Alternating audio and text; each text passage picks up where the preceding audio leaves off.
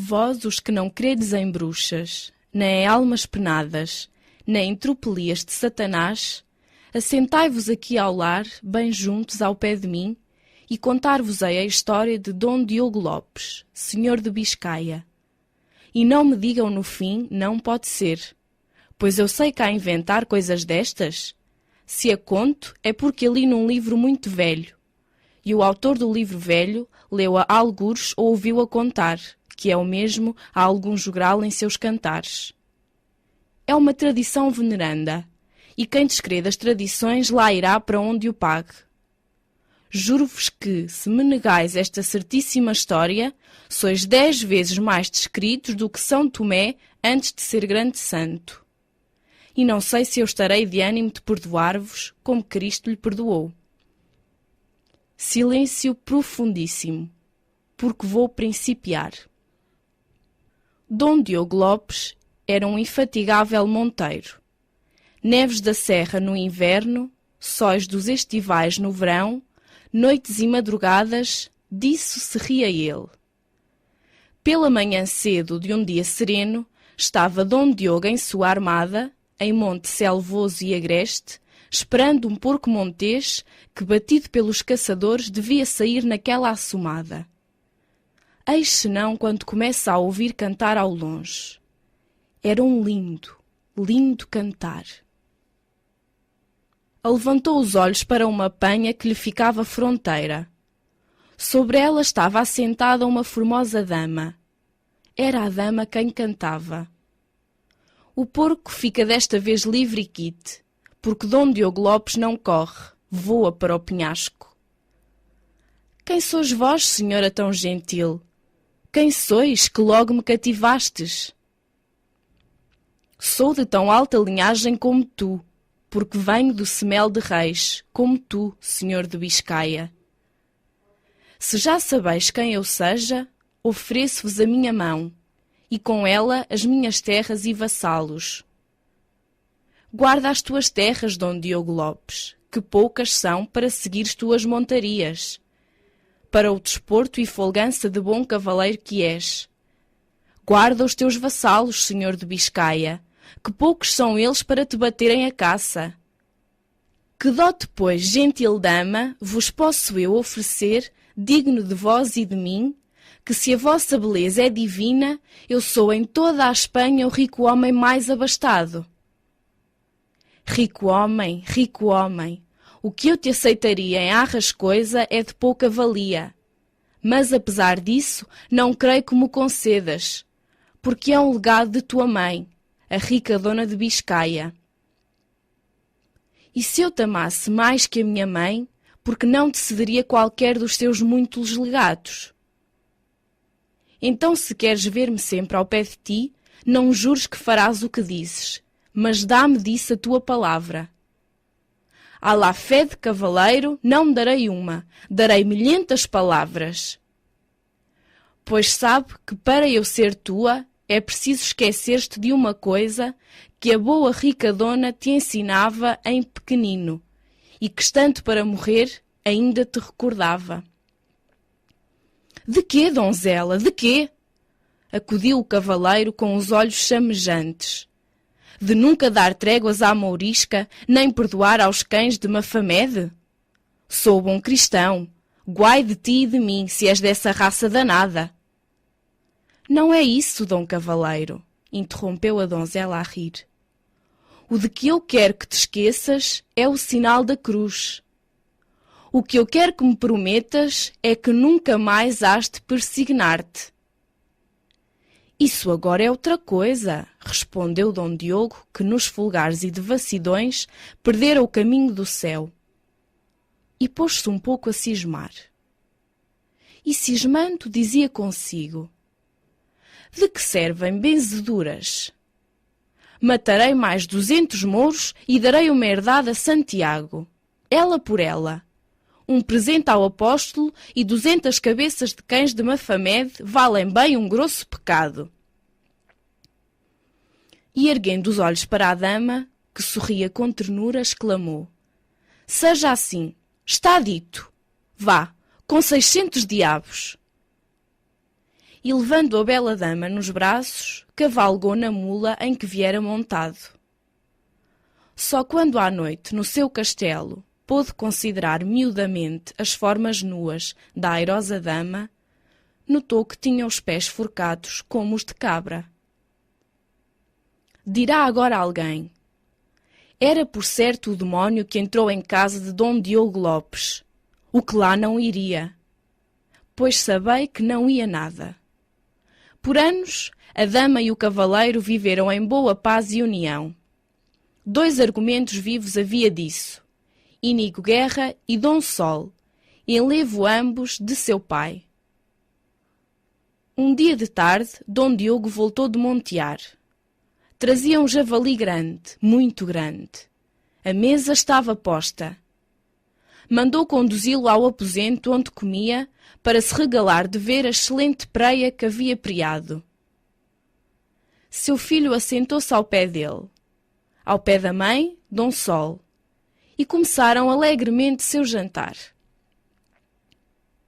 Boa montaria, Dom Diogo, dizia sua mulher. Foi uma boa e limpa caçada. Pelas tripas de Juda, respondeu o barão, que há bem 5 anos não colho urso ou porco montês que este valha. Depois, enchendo de vinho o seu pichel de prata muito rico e lavrado, virou de golpe à saúde de todos os ricos homens, fragueiros e monteadores. E a comer e a beber durou até à noite o jantar. Ora, deveis de saber que o senhor de Biscaia tinha um alão a quem muito queria. Raivoso no travar das feras, manso com seu dono e até com os servos da casa. A nobre mulher de Dom Diogo tinha uma pudenga preta como um azeviche, esperta e ligeira que mais não havia dizer e dela não menos prezada.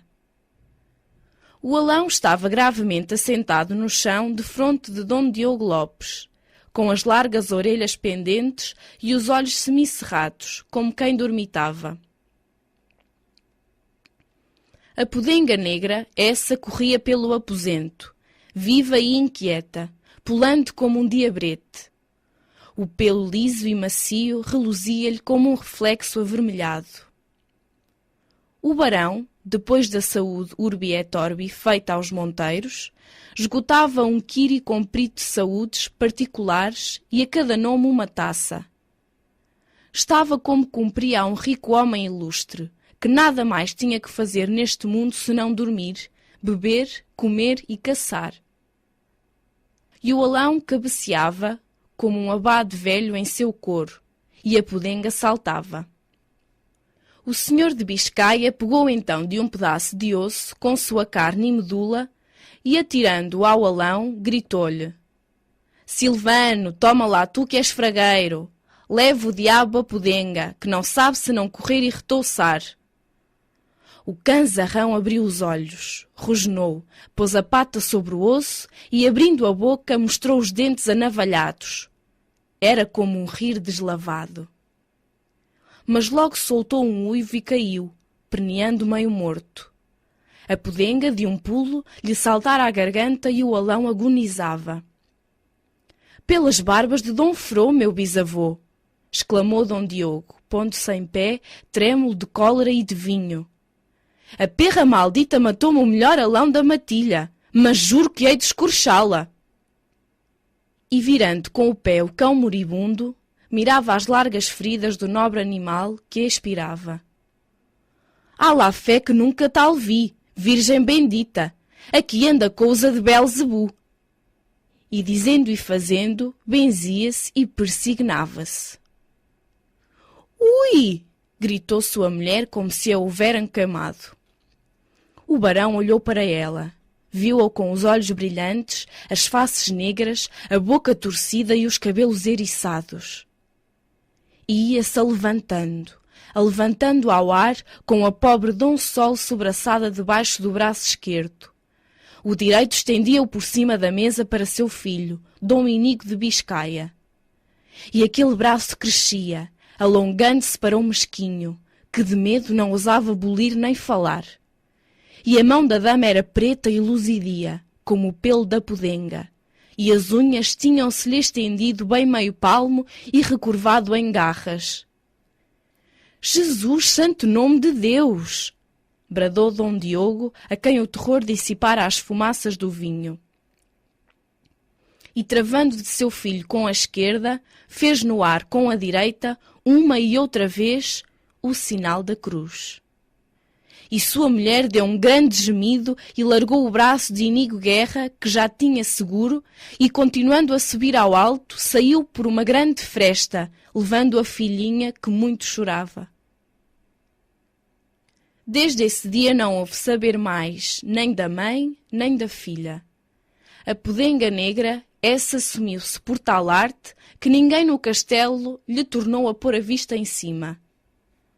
Dom Diogo Lopes viveu muito tempo triste e aborrido, porque já não se atrevia a montear. Lembrou-se, porém, um dia de espairecer sua tristura e, em vez de ir à caça dos cerdos, ursos e zebras, sair à caça de mouros. Mandou, pois, a levantar o pendão, desenferrujar e polir a caldeira e provar seus arneses. Entregou ao Inigo Guerra, que já era mancebo e cavaleiro, o governo de seus castelos e partiu com lustrosa mesnada de homens de armas para a hoste de El-Rei Ramiro, que ia enfossado contra a mourisma de Espanha. Por muito tempo não houve dele, em Biscaia, nem novas, nem mensageiros. Trova segunda. Era um dia ao anoitecer. Dom Inigo estava à mesa, mas não podia cear, que grandes desmaios lhe vinham ao coração. Um pajem muito mimoso e privado, que em pé diante dele esperava seu mandar, disse então para Dom Inigo: «Senhor, por que não comeis?» «Que hei de eu comer, Briarte, se meu senhor Dom Diogo está cativo de mouros, segundo rezam as cartas que ora dele são vindas?» «Mas seu resgate não é a vossa morfina.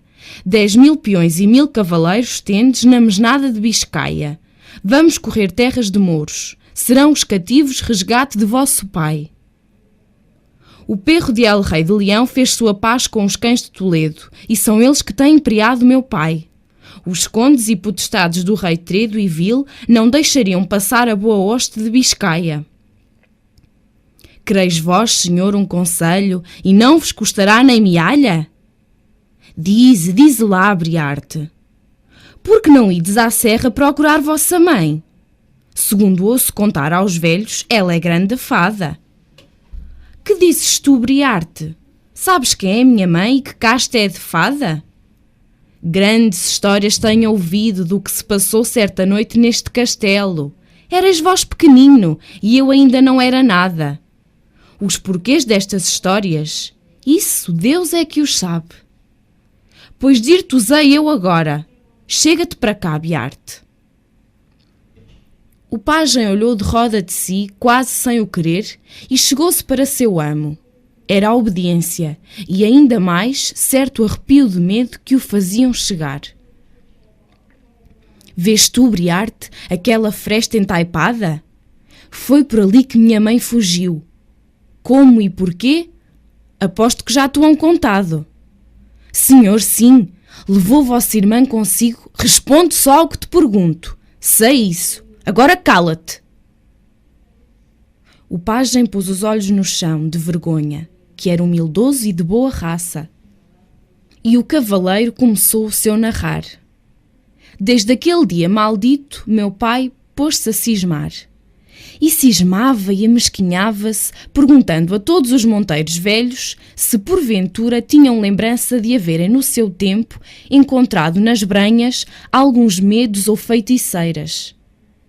Aqui foi um não acabar de histórias de bruxas e almas penadas. Havia muitos anos que meu senhor pai se não confessava. Alguns havia, também, que estava viúvo sem ter enviuvado. Certo domingo pela manhã nasceu alegre o dia, como se fora de Páscoa, e meu senhor Dom Diogo acordou carrancudo e triste, como costumava. Os sinos do mosteiro lá embaixo no vale tangiam tão lindamente que era um céu aberto. Ele pôs-se a ouvi-los e sentiu uma saudade que o fez chorar. Irei ter com o abade, disse ele lá consigo. Quero confessar-me. Quem sabe se esta tristura ainda é tentação de Satanás. O abade era um velhinho, santo, santo que não havia mais. Foi a ele que se confessou meu pai. Depois de dizer meia culpa, contou-lhe ponto por ponto a história do seu noivado. Ui, filho, bradou o frade, fizeste maridança com uma alma penada. Alma penada não sei, tornou Dom Diogo, mas era coisa do diabo. Era alma em pena, digo-te eu, filho, replicou o abade. Sei a história dessa mulher das serras. Está escrita há mais de 100 anos na última folha de um santoral godo do nosso mosteiro. Desmaios que te vêm ao coração pouco me espantam. Mais que ânsias e desmaios costumam roer lá por dentro os pobres excomungados. Então estou eu excomungado? Dos pés até à cabeça, por dentro e por fora, que não há que dizer mais nada. E meu pai, a primeira vez na sua vida, chorava pelas barbas abaixo. O bom do sacerdote animou-o, como a uma criança, consolou-o como a um mal-aventurado. Depois pôs-se a contar a história da Dama das Penhas, que é a minha mãe. Deus me salve! E deu-lhe por penitência ir guerrear os perros sarracenos por tantos anos quantos viver em pecado, matando tantos deles quantos dias nesses anos tinham corrido. Na conta não entravam as sextas-feiras, dia da Paixão de Cristo, em que seria reverência trusquear a Vila Relé de Agarenos, coisa neste mundo muito indecente e escusada. Ora, a história da formosa Dama das Serras, de verbo ad verbum, como estava na folha branca do santoral, rezava assim, segundo lembranças do abade. No tempo dos reis godos, bom tempo era esse, havia em Biscaia um conde, senhor de um castelo posto em montanha fragosa, cercado pelas encostas e quebradas de larguíssimo soveral.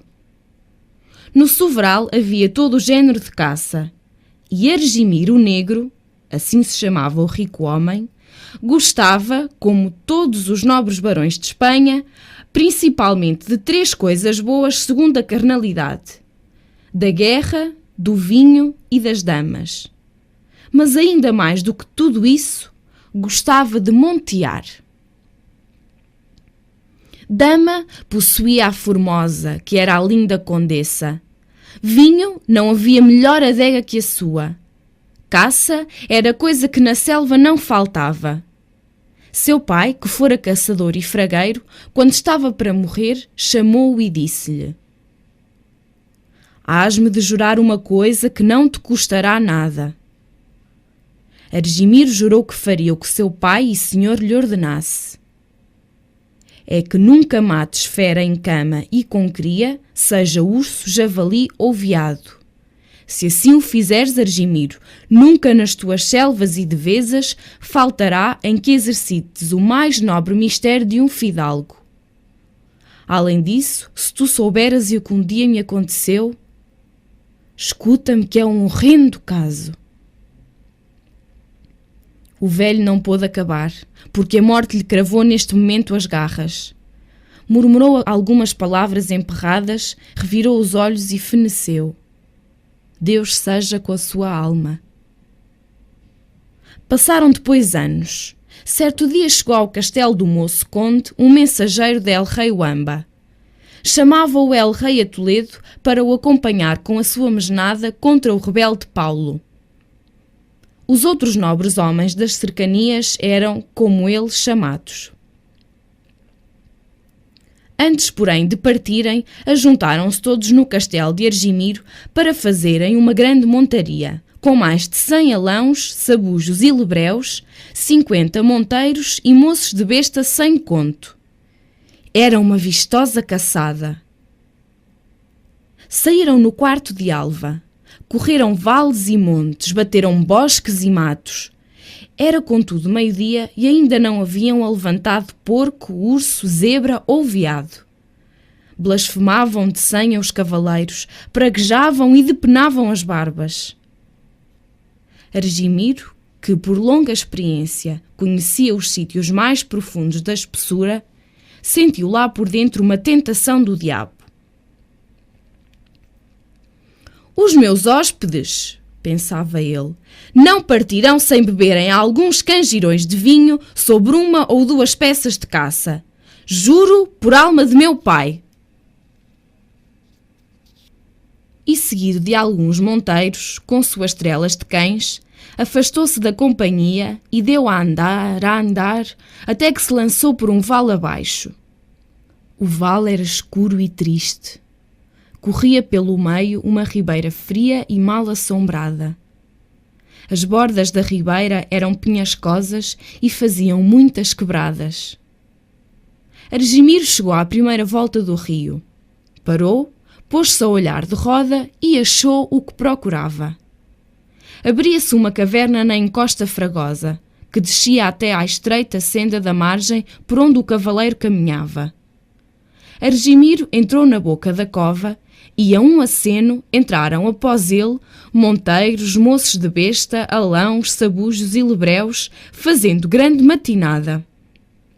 Era o covil de um onagro. A fera deu um gemido e, deixando as suas crias, estendeu-se no chão e abaixou a cabeça como quem suplicava. — A ela! Gritou Argimiro, mas gritou voltando a cara. A matilha saltou no pobre animal, que soltou outro gemido e caiu todo ensanguentado. Uma voz soou então nos ouvidos do conde e dizia: Órfãos ficaram os cachorrinhos do onagro, mas pelo onagro tu ficarás desonrado. Quem ousa aqui falar a gouros? Gritou o rico homem, olhando iroso para os monteiros. Todos guardavam silêncio, mas todos estavam pálidos. Argimiro pensou um momento. Depois, saindo da cova, murmurou: Vá com 1000 satanases! E com alegres toques de buzina e latidos da matilha, fez conduzir ao castelo a preia que tinha preado. E tomando o seu girifalte prima em punho, ordenou aos monteiros fossem dizer aos nobres caçadores que dentro de 2 horas voltassem, porque achariam em seu passo comida bem aparelhada. Depois, seguido dos falcoeiros, começou a encaminhar-se para o solar, lançando nebris e falcões e ajuntando caça de volataria, que havia por aqueles montes muito basta. Dobrava a campa da torre de menagem no castelo do conde Argimiro. Dobrava pela linda condessa, que seu nobre marido havia matado. Andas cobertas de dó a levam a enterrar a um mosteiro vizinho. Os frades vão atrás das andas, cantando as orações dos finados. Após os frades vai o rico homem, vestido de grossas tamanha, cingido com uma corda e rasgando pelas sarças e pedras os pés, que levava descalços. Porque matou ele sua mulher e porque ia ele descalço? Eis o que a esse respeito refere a lenda escrita na folha branca do santoral. 2 anos duraram guerras de El Rei Wamba. Foram guerras muito de contar. E por lá andou o rico homem com seus bucelários, que assim se diziam então acostados e homens de armas. Fez estrondosas façanhas e cavalarias, mas voltou coberto de cicatrizes, deixando por campos de batalha gasta e consumida a sua valente mesnada. E atravessando de Toledo para Biscaia, seguia-o apenas um velho escudeiro. Velho e cheio de cãs e rugas também ele era, não de anos, mas de penas e de trabalho. Caminhava triste e feroz no aspecto, porque de seu castelo lhe eram vindas novas de entristecer e raivar. E, cavalgando noite e dia por montes e por charnecas, por bosques e por jardins, Imaginava no modo como descobriria se eram falsas ou verdadeiras essas novas de mau pecado. No solar do conde Argimiro, um ano depois da sua partida, ainda tudo dava mostras da mágoa e saudade da condessa. As salas estavam forradas de negro. De negro eram os trajes dela. Nos pátios interiores dos paços crescera a erva, de modo que se podia ceifar. As reixas e as gelosias das janelas não se haviam tornado a abrir. Descantes dos servos e servas, sons de saltérios e harpas tinham deixado de soar. Mas ao cabo do segundo ano tudo parecia mudado. As colgaduras eram de prata e matiz. Brancos e vermelhos os trajes da bela condessa. Pelas janelas do paço restrugia o ruído da música e dos saraus, e o solar de Argimiro estava por dentro e por fora alindado. Um antigo vílico do nobre conde fora quem destas mudanças o avisara. Doíam-lhe tantos folgares e contentamentos. Doía-lhe a honra de seu senhor, pelo que ele via e pelo que se murmurava. Eis aqui como se passara o caso. Longe do condado do ilustre barão Argimiro o Negro, para as bandas de Galiza, vivia um nobre gardingo, como quem dissesse infação, gentilhomem e mancebo chamado Astrigildo Alvo. Contava 25 anos. Os sonhos das suas noites eram de formosas damas, eram de amores e deleites. Mas, ao romper da manhã, todos eles se desfaziam, que ao sair do campo não havia senão pastoras tostadas do sol e das neves e as cervas grosseiras do seu solar. Destas estava ele farto. Mais de 5 tinha enganado com palavras, mais de 10 comprado com ouro, mais de outras 10, como nobre senhor que era, brutalmente violado. Com 25 anos, já no livro da Justiça Divina se lhe haviam escrito mais de 25 maldades. Uma noite sonhou Astrigildo que corria serras e vales com a rapidez do vento, montado em onagro silvestre, e que, depois de correr muito, chegava à alta noite a um solar, onde pedia agasalhado. E que formosa dama o recebia, e que em poucos instantes um do outro se enamoravam. Acordou sobressaltado, e durante o dia todo não pensou em outra coisa senão na formosa dama que vira naquele sonhar da madrugada. 3 noites se repetia o sonho, 3 dias o mancebo cismava. Encostado à varanda de um eirado, na tarde do 3º dia, olhava triste para as montanhas do norte, que via lá no horizonte, como nuvens pardacentas. O sol começou a descer no poente, e ainda ele estava embebido no seu melancólico cismar. Por acaso volveu então os olhos para o terreiro que lhe ficava por baixo. Um onagro da floresta estava aí deitado, como se fosse manso jumento. Era inteiramente semelhante àquele com que havia sonhado. Sonhos de 3 noites a fio não mentem. Astrigildo desceu à pressa ao terreiro. Sem bolir pé nem mão, o onagro deixou-se enfriar e selar. E a Deus e à aventura, o mancebo cavalgou nele e deitou pela encosta abaixo.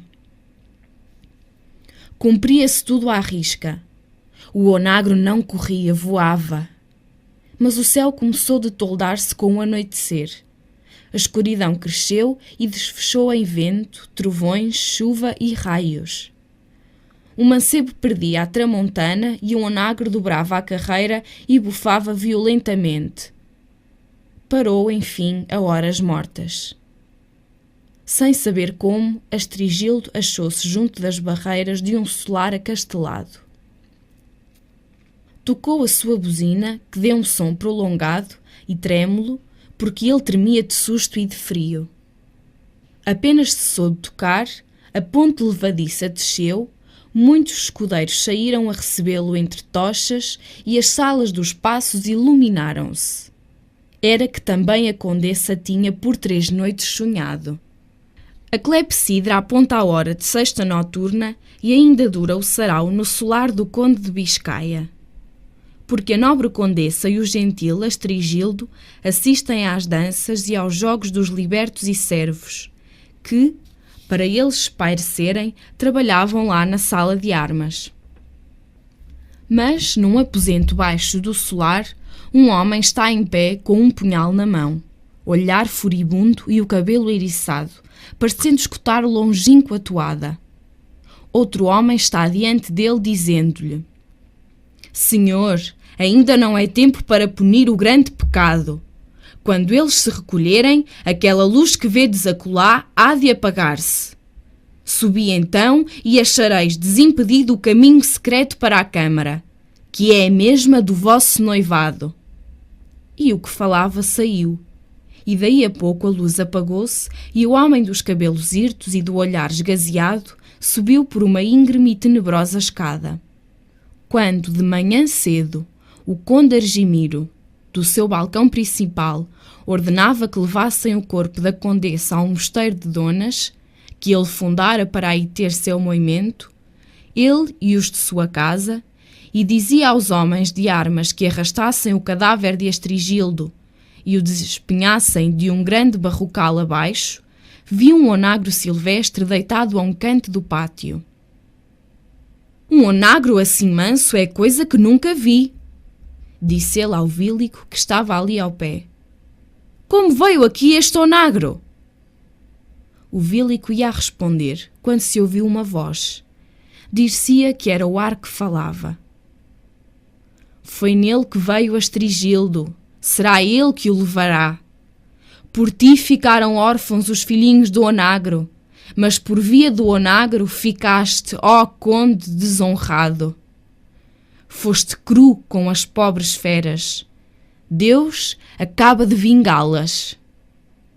Misericórdia! Bradou Argimiro, porque naquele momento se lembrou da maldita caçada. Neste comenos, os homens do conde saíam com o cadáver sangrento do mancebo. O onagro apenas o viu, saltou como um leão no meio da turba, que fez fugir, e travando do morto com os dentes, arrastou-o para fora do castelo, e como se tivesse em si uma legião de demónios, foi precipitar-se com ele do barrocal abaixo. Era por isso que o conde ia cingido de corda e descalço, após os frades e a tumba. Queria fazer penitência no mosteiro por haver quebrado o juramento que tinha feito a seu pai. As almas da condessa e do gardingo caíram de chofre no inferno, por terem deixado a vida em adultério, que é pecado mortal.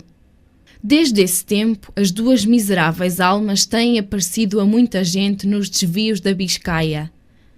Ela, vestida de branco e vermelho, assentada nas penhas, cantando lindas toadas.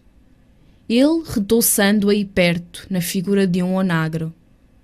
Tal foi a história que o velho abade contou a meu pai e que ele me relatou a mim antes de ir cumprir sua penitência nessa guerra de mouros que lhe foi tão fatal. Assim conclui Inigo Guerra.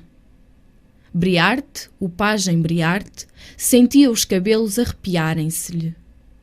Por largo tempo ficou imóvel, defronte de seu senhor. Ambos eles em silêncio. O moço rico homem não podia engolir bocado. Tirou por fim da escarcela a carta de Dom Diogo para a tornar a ler. As misérias e lástimas que o rico homem lhe recontava eram tais que Dom Inigo sentiu o pranto gotejar-lhe abundante pelas faces abaixo. Então ergueu-se da mesa para se ir deitar. Nem o barão nem o pajem pregaram olho toda a noite. Este de medroso, aquele de desconsolado. E nos ouvidos de Inigo Guerra soavam contínuo as palavras de Briarte. Por que não ides à serra procurar vossa mãe? Só por encantamento seria, de feito, possível tirar das unhas dos mouros o nobre senhor de Biscaia. rompeu finalmente a alvorada. Trova terceira. Mensageiros após mensageiros, cartas sobre cartas são vindas de Toledo a Inigo Guerra. El Rei de Leão resgatava todos os dias cavaleiros seus por cavaleiros mouros, mas não tinha vale ou cai de cativo, que pudesse dar em troca por tão nobre senhor como o senhor de Biscaia. E muitos dos redimidos eram das bandas das serras, e estes, trazendo as mensagens, contavam ainda mais lástimas do velho Dom Diogo Lopes do que, se é possível, essas de que rezavam as cartas.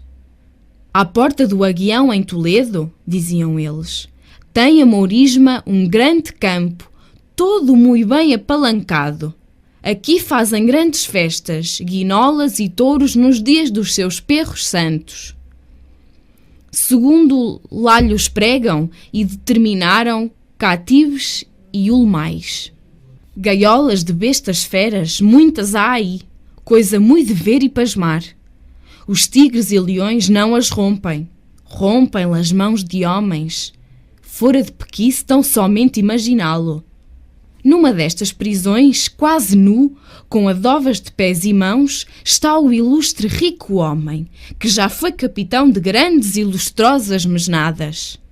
Corteses costumam ser mouros com seus cativos fidalgos. Fazem esta perraria a Dom Diogo Lopes, porque já são passados 3 anos e não há ver seu resgate. E os peregrinos que vinham do cativeiro e relatavam tais coisas, bem ceados e agasalhados no castelo, iam-se no outro dia com Deus, levando por vida a escarcela em boa e santa paz. Quem não ficava em paz era Dom Inigo. «Por que não vais tu à serra?» dizia-lhe uma voz ao ouvido. «Por que não ides procurar vossa mãe?» Repetia-lhe o pajem Briarte. Que lhe havia de fazer? Uma noite inteira levou em claro a pensar nisso. Pela manhã, a Deus e à sorte, ei-lo que, enfim, se resolve a tentar a aventura, bem que de seu mau grado. Benzeu-se 20 vezes, para não ter lá de persignar-se. Rezou o Pater, a Ave e o Credo. Porque não sabia se em breve essas orações seriam coisa de recordar-se. E, seguido de um mastim seu predileto, a pé e com uma escuma na mão, foi-se através das branhas por uma vereda que dizia para os píncaros tristes e ermos, onde era tradição que a linda dama tinha aparecido a seu pai. Trinam os roxinóis nos balseiros, murmuram ao longe as águas dos regatos. Ramalha a folhagem brandamente com a viração da manhã. Vai uma linda madrugada. E Inigo Guerra galga, manso e manso, os carris empinados. Trepa de barrocal em barrocal, e apesar de seu muito esforço, sente bater-lhe o coração com ânsia desacostumada. Onde as matas faziam alguma clareira ou as penhas alguma chapada, Dom Inigo parava um pouco, tomando o fôlego e pondo-se a escutar. Muito havia que andava embrenhado. O sol ia alto e o dia calmoso. Ao canto do roxinol seguira o rechinar da cigarra.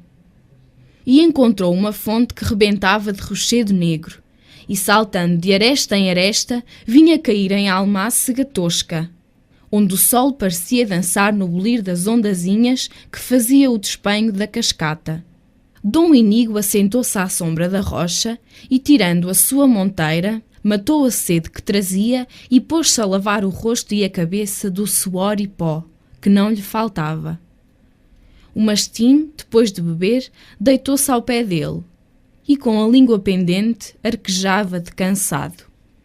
De repente, o cão pôs-se em pé e arremeteu com um grande ladro. Dom Inigo volveu os olhos. Um jumento silvestre passeia na orla da clareira, junto de um frondoso carvalho. «Tárique!» gritou o mancedo. «Tárique!» Mas Tárique ia avante e não escutava. «Ai, deixa-o correr, meu filho. Não é para o teu mastim levar a melhor desse onagro.» Isto dizia uma voz que lá em cima, no alto da penha, começou de soar. Olhou. Linda mulher estava aí sentada, e com gesto amoroso e sorriso de anjo, para ele se inclinava. Minha mãe! Minha mãe! Bradou Inigo Guerra, alevantando-se, e lá consigo dizia: Vá de retro! Santo Hermegenildo me valha! E como molhar a cabeça, sentiu que os cabelos se lhe iam alçando de arrepiados. Filho, na boca palavras doces, no coração palavras danadas. Mas que importa se és meu filho? Diz o que queres de mim, que será tudo feito a teu talento e vontade. O moço cavaleiro nem acertava a falar com medo.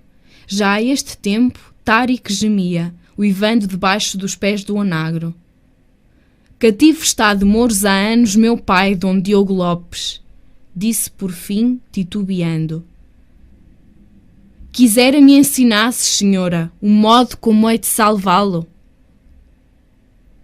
Seu mal, tão bem como tu, eu sei. Se pudesse, ter-lhe-á corrido, sem que viesses requerê-lo. Mas o velho tirano do céu quer que ele pene tantos anos quantos viveu com a que sandeus chamam dama pé de cabra. Não blasfemeis contra Deus, minha mãe, que é enorme culpa. Interrompeu o mancebo, cada vez mais horrorizado. Culpa? Não há para mim inocência nem culpa,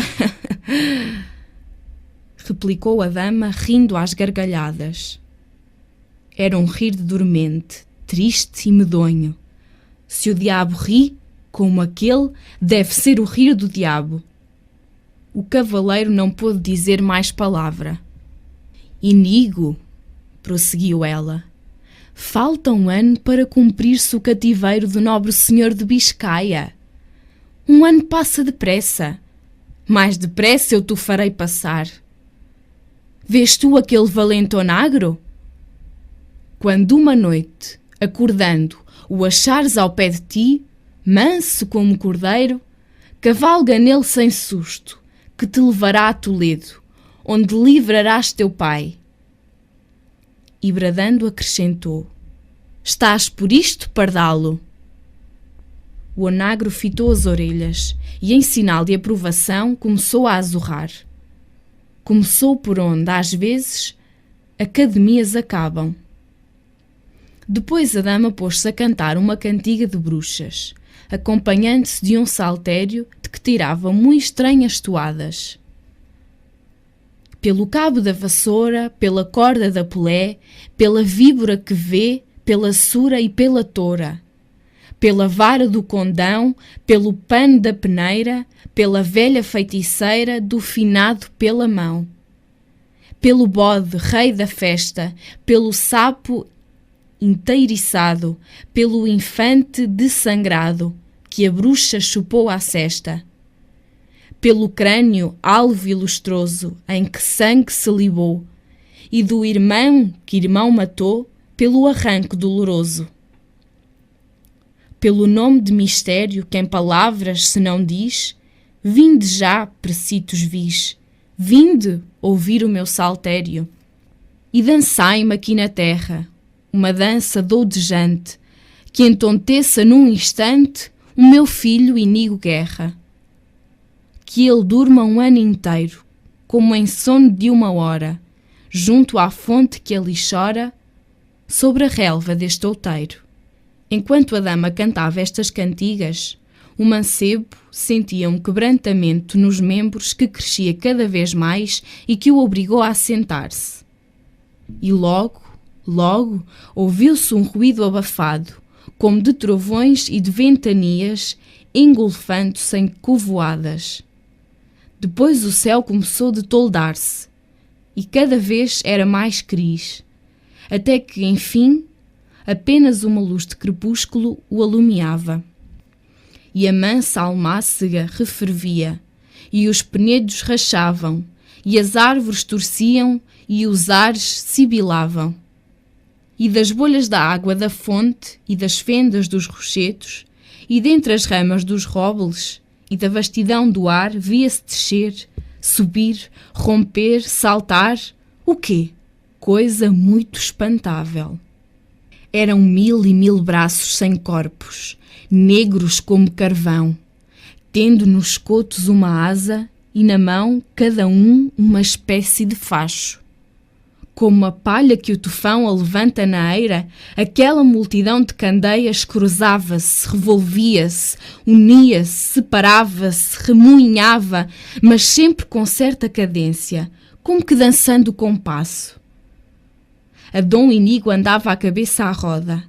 As luzes pareciam-lhe azuis, verdes e vermelhas, mas corria-lhe pelos membros uma languidez tão suave que não teve ânimo para fazer o sinal da cruz e afoguentar aquele bando de satanases. E sentia-se esvaicer, e pouco a pouco adormecia, e dali a pouco roncava. Entretanto, no castelo, tinham dado pela sua falta. Esperaram-no até à noite. Esperaram-no uma semana, um mês, um ano, e não o viam voltar. O pobre Briarte correu por muito tempo a serra, mas o sítio onde o cavaleiro jazia, isso é que não havia lá chegar. Inígo acordou alta noite. Tinha dormido algumas horas, ao menos ele assim o queria. Olhou para o céu, viu estrelas. Apalpou ao redor. Achou terra. Escutou, ouviu ramalhar as árvores. Pouco a pouco é que se foi recordando do que passara com sua mal-aventurada mãe, porque a princípio não se lembrava de nada. Pareceu-lhe então ouvir respirar ali perto. Afirmou a vista. Era o onagro pardalo. Já agora meio enfeitiçado estou eu, pensou ele. Corramos o resto da aventura a ver se posso salvar meu pai. E pondo-se em pé, encaminhou-se para o valente animal que já estava enfriado e selado, cujos eram os arreios, isso sabia o diabo. Hesitou todavia um momento. Tinha seus escrúpulos, a boas horas vinham eles, de cavalgar naquele corredor infernal. Então ouviu nos ares uma voz vibrada, que cantava muito entoada. Era a voz da terrível dama Pé de Cabra. Cavalga, meu cavaleiro, no alentado corredor. Vai salvar o bom senhor, vai quebrar seu cativeiro. Pardalo, não comerás nem cevada nem aveia, não terás jantar nem ceia, rijo e leve voltarás. Nem açoute nem espora requer ele, ó cavaleiro. Corre, corre bem ligeiro, noite e dia a toda a hora. Freio ou sela não lhe tires, não lhe fales, não o ferres. Na carreira não te aterres, para trás nunca te vires. Upa, firme! Avante, avante! Breve, breve, bom correr, um minuto não perder, bem que o galo ainda não cante. Vá! Gritou Inígo Guerra, com uma espécie de frenesi que nele produzira aquele cantar estranho, e de um pulo cavalgou no quê do onagro. Mas apenas se firmou na sela, pst! Ei-lo que parte. Posto que em paz com os cristãos, os mouros de Toledo têm pelas torres, cobelos e adarves seus atalaias e vigias e nos montes que dizem para a fronteira de Leão seus fachos e almenaras. Mas, se o rei leonês soubesse como descuidosa jaz Toledo, como ao anoitecer se deixam dormir vigias, se deixam de acender fachos, quebraria seus juramentos e faria contra aquelas partes um repentino fossado. Salvo ter de ir depois ao seu confessor dizer confiteor deo e peccavi.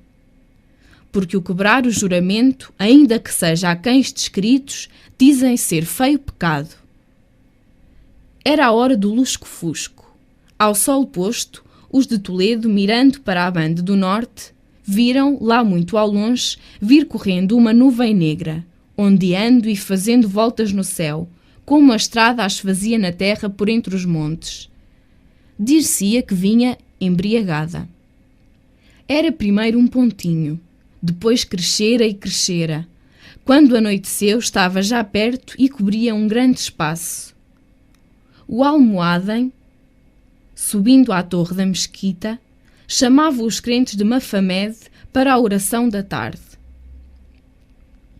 Mas com a sua voz esganiçada misturou-se o estrondear dos trovões. Era como um triplo e um baixo. E passou um tufão de vento que, embrenhando-se e remoinhando nas barbas longas e brancas do almohadem, lhe fustigou com elas a cara. Começou então a cair uma corda de chuva, que nem moços nem velhos se lembravam de ter visto coisa semelhante em nenhuma parte. Aqui veríeis os esculcas a aninharem-se nas guaritas das torres, os roldas e sobre-roldas a fugirem pelos adarves, os facheiros a sumirem-se debaixo das almenaras, os adjis a acolherem-se às mesquitas molhados até aos ossos, as velhas que tinham saído ao vozear do almohadem, levadas pelos torrentes das ruas tortuosas e estreitas, bradando por Mafoma e por Alá, e a água caindo cada vez mais. 2 únicos movimentos fazem então os moradores de Toledo. Uns fogem, outros agacham-se, e a água caindo cada vez mais. O pavor quebra todos os ânimos. Os cacises esconjuram a procela. Os faquires penitentes gritam que se acaba o mundo e que se lhes deixa os seus haveres aquele que quiser salvar-se. E a água caindo cada vez mais. A salvação de Toledo foi não se terem fechado suas portas.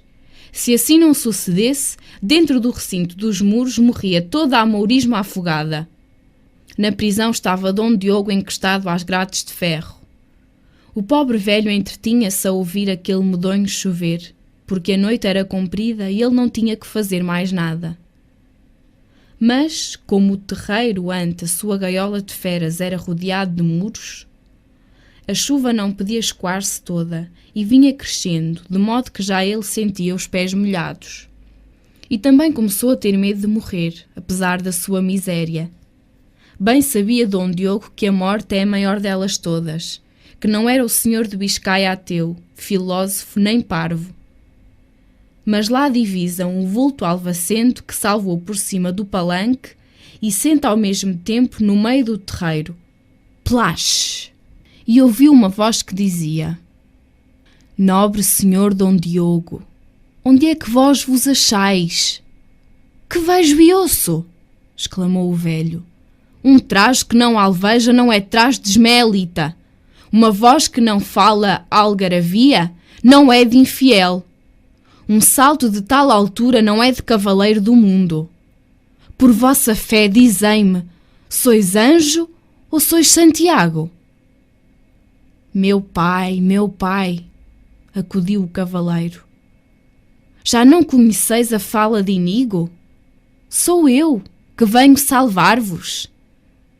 E Dom Inigo descavalgou, e travando das grossas reixas, tentou aluí-las. A água dava-lhe já pelos artelhos e ele não fazia nada. Cheio de aflição, o mancebo quis invocar o nome de Jesus, mas lembrou-se de como ali viera e o bento nome expirou-lhe nos lábios. Todavia Pardalo pareceu adivinhar o seu íntimo pensamento, porque soltou um gemido agudo e pronto, como se lhe houvessem tocado com um ferro em brasa. E empurrando com a cabeça Dom Inigo, voltou a anca para a grade. Pam! Foi o som que se ouviu. Com um só coce, a reixa estava no chão e as ombreiras de pedra tinham voado em 1000 rachas. Quer me creiam, quer não, di-lo a história. Eu com isto não perco nem ganho. Dom Diogo esse ficou querendo. Porque uma lasca de pedra bateu-lhe nos 2 últimos dentes que tinha e meteu-lhes pela goela abaixo. Por isso ele, com a dor, não podia dizer palavra. Seu filho fê-lo cavalgar ante si, e, cavalgando após ele, bradou: Meu pai, estás salvo! E Pardalo, de um pulo, galgou de novo o palanque, pois tinha bons 15 palmos. Pela manhã não havia sinal de chuva. O ar estava limpo e sereno, e quando os mouros foram ver o que sucedera a Dom Diogo Lopes, não lhe acharam sequer o rasto.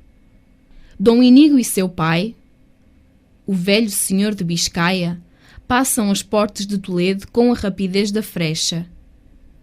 Num abrir e fechar de olhos, ficam-lhes para trás muros, torres, barbacãs e atalaias. A bática vai diminuindo. Rasgam-se as nuvens e vêm-se já a reluzir algumas estrelas, que parecem outros tantos olhos com que o céu espreita através do negrume o que se passa cá embaixo. A estrada, pelas descidas e subidas dos recostos, converteu-se em leito de torrente, nos planos converteu-se em lago. Mas quer pelos lagos, quer pelas torrentes, o valente onagro rompia avante, bufante como um danado. Não subiram bem o monte, já descem pelo outro recosto abaixo. Ainda bem não chegaram a uma clareira, já sentem em profunda floresta gotejarem-lhes em cima os ramos agitados das árvores. Pouco mais é de meia-noite e os topos nevados de vindio recortam o chão estrelado do céu já limpo, semelhantes aos dentes de uma serra gigante capaz de dividir Cércio e hemisfério austral do hemisfério boreal. E Pardalo investe, sempre em galope desfeito, com as montanhas disformes e deixa aos vales temerosos, e cada vez mais ligeiro, como o seu nome o indica, parece menos quadrúpede que pássaro. Mas que ruído é esse que sobreleva o do vento? Que é isso que lá ao longe, ora alveja, ora reluz nas trevas, como uma alcateia de lobos envoltos em sudários brancos, com os olhos só descobertos e despregando em fio pelo fundo do vale abaixo? É um rio caudal e furioso, com o seu manto de escuma e com as escamas angulosas do seu dorso eriçado, onde batem e chispam os raios das estrelas em 1000 reflexos quebrados. Negreja sobre o rio uma ponte, ao meio desta um vulto esguio. Será um marco? Uma estátua? Pensaram os cavaleiros. Pinheiro não pode ser, não consta que em pontes nasçam. Pardalo ria-se de rios. Pontes fazia tanto cabedal delas como de um retraço de palha. Todavia, bem que pudesse de um pulo salvar 20 ribeiras como aquela, foi-se direito à ponte, porque não era animal que fizesse Áfricas escusadas. Semelhante a relâmpago, se arrojou o onagro àquele passo estreito. Mas tá! Ei-lo que de repente para, e tremia como varas verdes e arquejava com violência. Os 2 cavaleiros olharam. O vulto esguio era um cruzeiro de pedra alevantado a meia ponte. Por isso Pardalo emperrava. Então, dentre uns altos chopos que da margem de além se meneavam, um pouco mais abaixo daquele sítio, ouviu-se uma voz fadigosa e trêmula que cantava: para trás a galgar, já! De redor, vem passar, cá! Que não há nada aqui que te impeça, Bush! Nem palavra, vós 2. Fugi dessa cruz!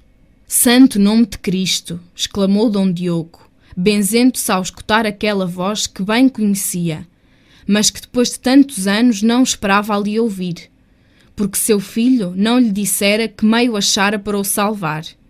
Apenas o grito do velho soou, assim ele, como Dom Inígo, foram bater contra o poial do cruzeiro, onde ficaram de bruços, envoltos em lodo. O onagro, ao sacudi-los de si, soltaram um rugido de besta fera. Sentiram então um cheiro intolerável de enxofre e de carvão de pedra inglês, que logo se percebia ser coisa de Satanás. E ouviram como um trovão subterrâneo, e a ponte balouçava, como se as estranhas da terra se despedaçassem. Apesar do seu grande terror e de chamar pela Virgem Santíssima, Dom Inígo abriu um cantinho do olho para ver o que se passava. Nós, os homens, costumamos dizer que as mulheres são curiosas. Nós é que o somos, mentimos como uns desalmados. Que veria o cavaleiro? Um fojo aberto, bem próximo deles, sobre a ponte, e que depois rompia pela água. E depois pelo leito do rio, e depois pela terra dentro, e depois pelo teto do inferno, que outra coisa não podia ser um fogo muito vermelho que reverberava daquela profundidade. Tanto era assim que ainda lá viu passar de relance um demónio com um desconforme espeto nas mãos em que levava um judeu empalado.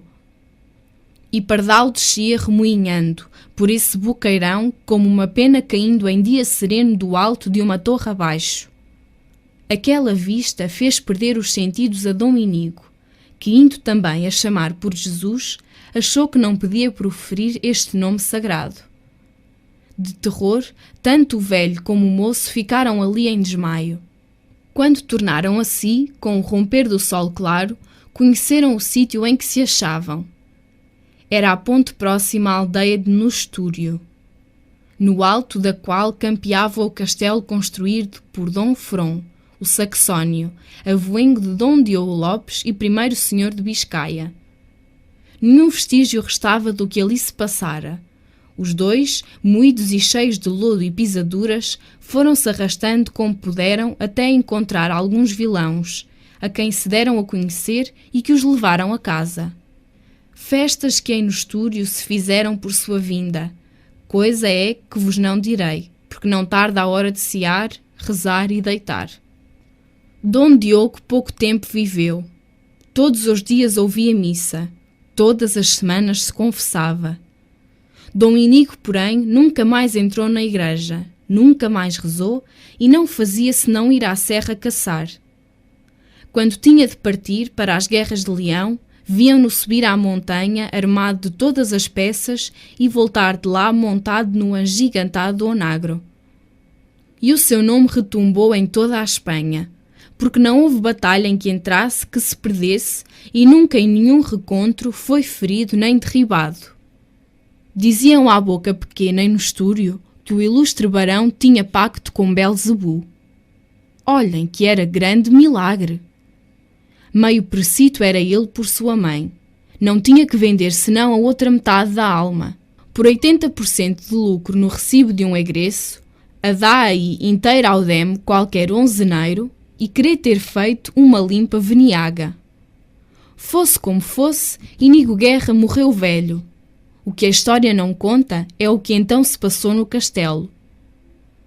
Como não quero improvisar mentiras, por isso não direi mais nada. Mas a misericórdia de Deus é grande. À cautela, rezem por ele um pater e uma ave. Se não lhe aproveitar, seja por mim. Amém.